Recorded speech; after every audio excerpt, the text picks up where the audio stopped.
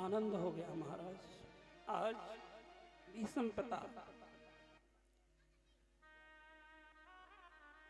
भगवान की इस बाकी झांकी का चिंतन कर ही रहे थे तो प्रभु समस्त पांडवों के साथ आज अपने भक्त का उद्धार करने के लिए पितामह भीष्म के पास आते हैं। पितामह भीष्म उनकी उस बाकी झांकी को देखकर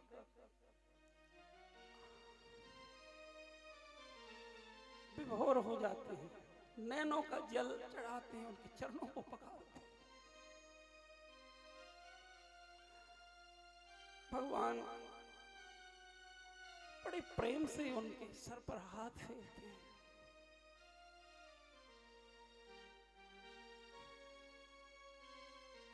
प्रार्थना करते हैं, हे भगवान, मैं आपकी इस बाकी झांकी का दर्शन करना चाहता हूँ, आप मेरे सम्मुख खड़े रहो। पांडवों को राजनीति का, भक्ति का अनेकों ज्ञान देने के बाद पितामह भीष्म टकटकी लगाकर भगवान को निहारने लग जाते हैं। उत्तरायण का समय आ जाता है और भगवान के नाम का स्मरण करते करते आज वो धर्म का जहाज पितामह भीष्म भगवान के स्वरूप में विलीन हो जाते हैं। देव पुष्प बरसाते हैं, पांडव विलाप करते हैं, लेकिन भगवान समझाते हैं कि पांडव हो, ये विलाप का समय नहीं है। ये बहुत बड़े महापुरुष इस धरा पर हुए, इसके बाद अब नहीं होंगे दोबारा।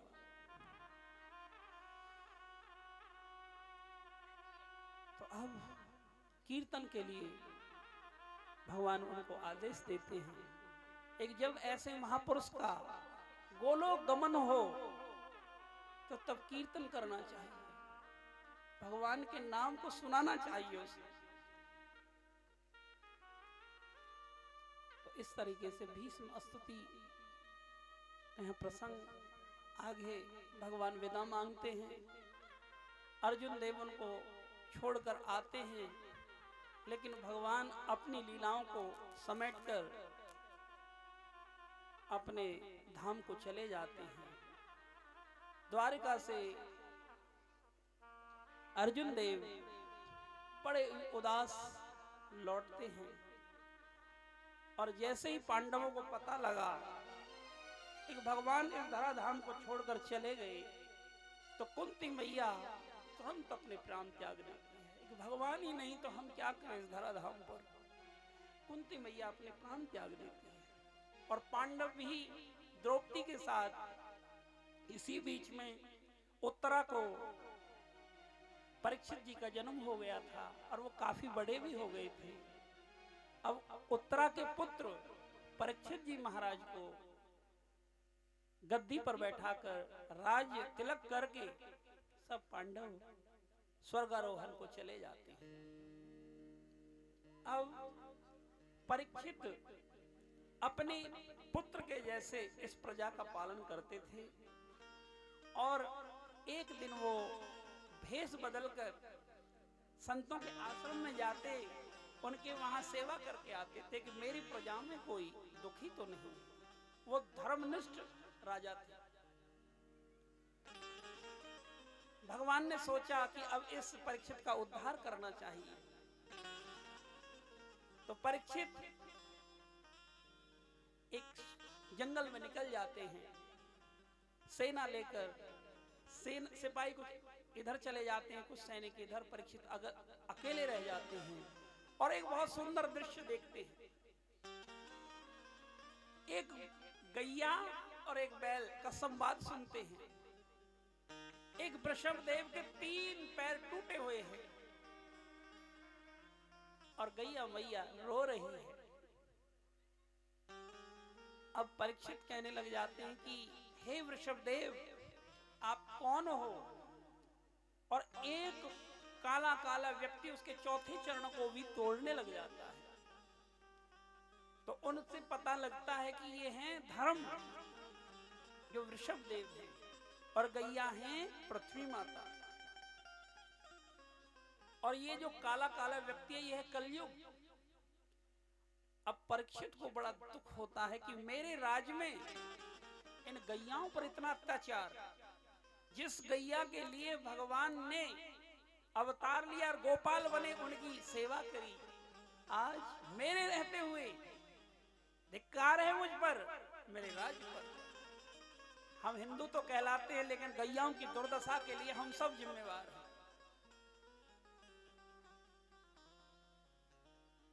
आज जो गैया की जो दुर्दशा हो रही है वो हम सब जिम्मेवार हैं उसके। भगवान गौओं की रक्षा करने के लिए, पालन करने के लिए गोपाल बने, तो जरूर हमें गौ सेवा के लिए जैसी सामर्थ्य ठाकुर जी ने दी है वैसा हमें सहयोग करना चाहिए। अब परीक्षित अपनी तलवार निकालते हैं, बाण धनुष बाण निकालते हैं और कहते हैं कि सावधान, कौन हो तुम? वो त्राहिमाम करके कहने लगा, प्रभु मैं हूं कलयुग, मेरा समय आ गया है, मुझे आना है। तो कहने लगे कि तुम में गुण क्या है वो बताओ। यत फलम नास्ते तपसान योगिन समाधिना तत्फलम लभते समक कलौ केशव कीर्तना।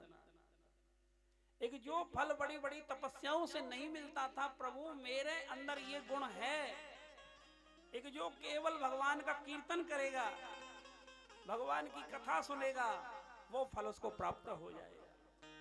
कलयुग में समाधि नहीं लग सकती, इसीलिए एकादशी का व्रत और भगवान के नाम का कीर्तन जिस घर में होगा वहां कलयुग नहीं आएगा। प्रेम से बोलो राधे हे राधे।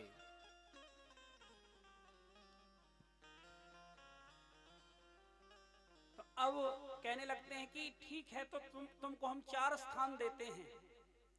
द्यूतम पानम स्त्रिय सूना यत्रा धर्म चतुर्विदः।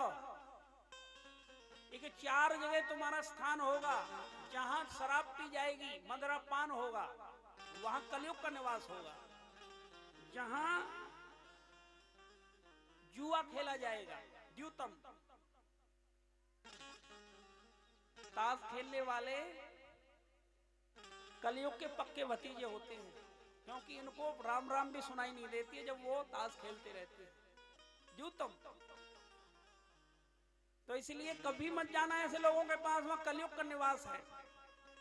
पानम, मदरा पान करने वालों के सर पर कलयुग बैठा रहता है, उनके घर के घर बर्बाद हो जाते हैं, इससे बचना चाहिए। स्त्रिय, जहां वेश्यावृत्ति हो वहां कलयुग का निवास होता है, और जहां कत्ल खाने हो वहां भी कलयुग का निवास होता है। ये 4 जगह कलयुग को दी हैं। जो जीव इन 4 ऐसे दुस्तज स्थानों पर जाएगा, दुर्जन स्थानों पर जाएगा, तो वो कलयुग उसको ग्रसित कर लेगा। प्रेम से बोलो राधे हे राधे। कहते हैं कि कलयुग नहीं आन युग जो नर करहि विश्वास, गाए राम गुण गण विमल भवतर बिनहि प्रयास। कलयुग के बराबर देवता भी तरसते हैं इस कलयुग में, जन्म लेने के लिए बड़ी बड़ी तपस्या करते हैं, क्योंकि यहाँ सहज ही भगवान की दर्शन हो जाते हैं, मुक्ति मिल जाती है। तो कलयुग हाथ जोड़कर कहने लगा, एक प्रभु ये 4 स्थान मुझे दिए, ये तो एकदम ऐसे स्थान है जहां कोई आएगा नहीं, तो एक स्थान और दे दो। 10 मिनट की कथा और है बस, 4 बजने में भी थोड़ा सा समय है, पूरा 10 मिनट में विराम कर देंगे, थोड़ा सा आशीर्वाद और। तो कहने लगे ठीक है, एक 5वां स्थान और देते हैं। धातु नाम अस्मि कांचनम, सोने में तेरा निवास होगा। कलयुग का निवास सोने में होगा, लेकिन भगवान ने कहा धातु नाम अस्मि कांचनम। गीता में कहते हैं इधर तो भगवान गीता में कहते हैं कि सोने में मेरा निवास है, लेकिन इधर कहते हैं कि सोने में कलयुग का निवास है।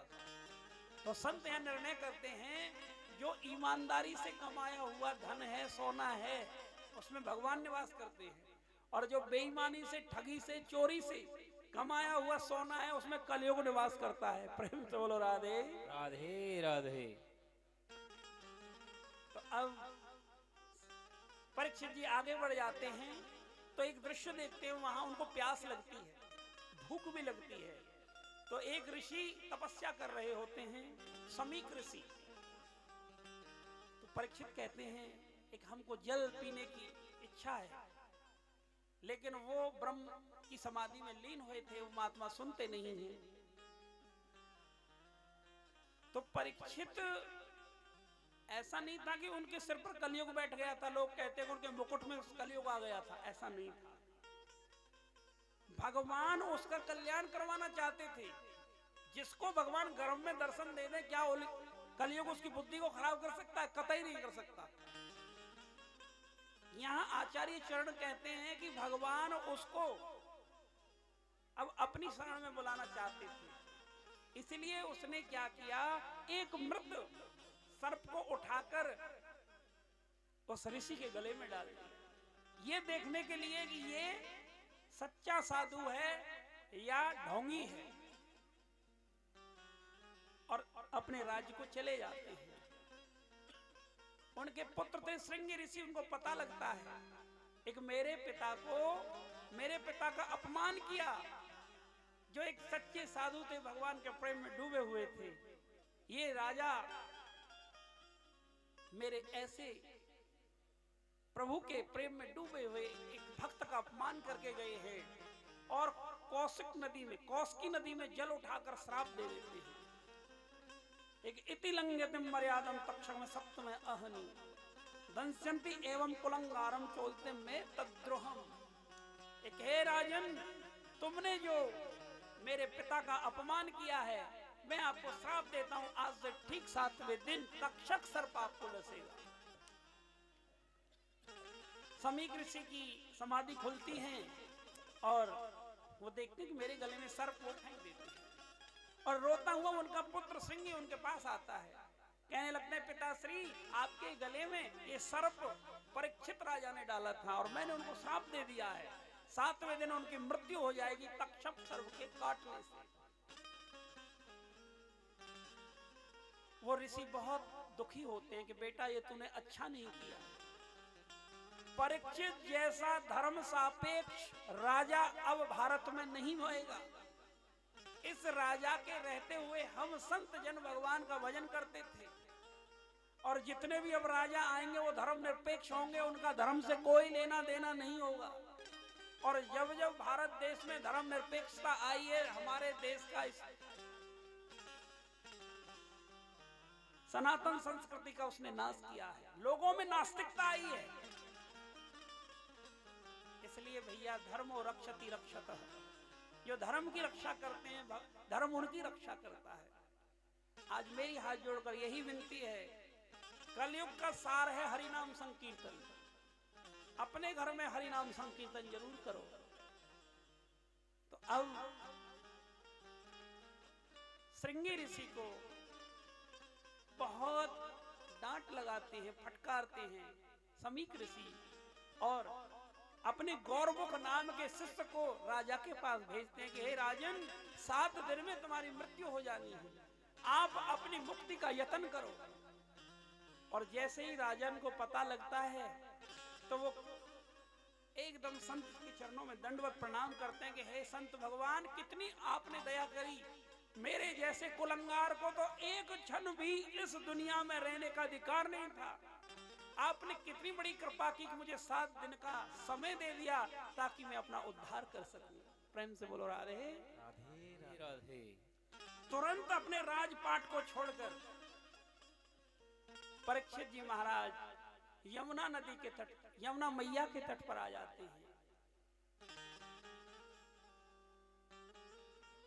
सुखताल में, और वहां बैठ जाते हैं, भगवान का भजन करने लग जाते हैं। सारे अपने पुत्र जन्मेजय को वो राज पाठ दे देते हैं अब जैसे ही संतों को पता लगा कि हमारे परीक्षित जी को श्राप लगा, तो सारे संत वहां आते हैं और उनकी मुक्ति का उपाय सोचते हैं। और अंत में भगवान स्वयं व्यासपुत्र के रूप में वहां पधारते हैं। प्रेम से बोलो राधे राधे राधे। तत्रा भगवान व्यासपुत्रो यदेच्छया कामटमानपेक्षो अलक्ष्य लिंगो निजलावतुष्टो वृतस्य बालैरवधूतवेश। तत्र भगवान व्यासपुत्रो, भगवान व्यासपुत्र के रूप में परीक्षित का उद्धार करने के लिए आज आ जाते हैं, अपने भक्त का उद्धार करने के लिए। और जैसे ही उस संतों की मंडली के मध्य में श्री सुखदेव जी पधारे, तो सबके सब खड़े हो जाते हैं सुखदेव जी के वो आदर देने के लिए। और श्री सुखदेव जी को व्यास आसन पर बैठाया जाता है और उनका पूजन किया जाता है और उनके चरणों को पखारते हैं श्री सुखदेव जी महाराज और उनको दंडवत प्रणाम सब संत करते हैं। आइए हम भी श्री सुखदेव जी का पूजन कर लें और परीक्षित जी महाराज उनको उनके चरणों में प्रार्थना करते हैं। एक हे प्रभु, आप हमारा उद्धार करने के लिए आप प्रकट हुए हो, आपके श्री चरणों में हमारा दंडवत प्रणाम है।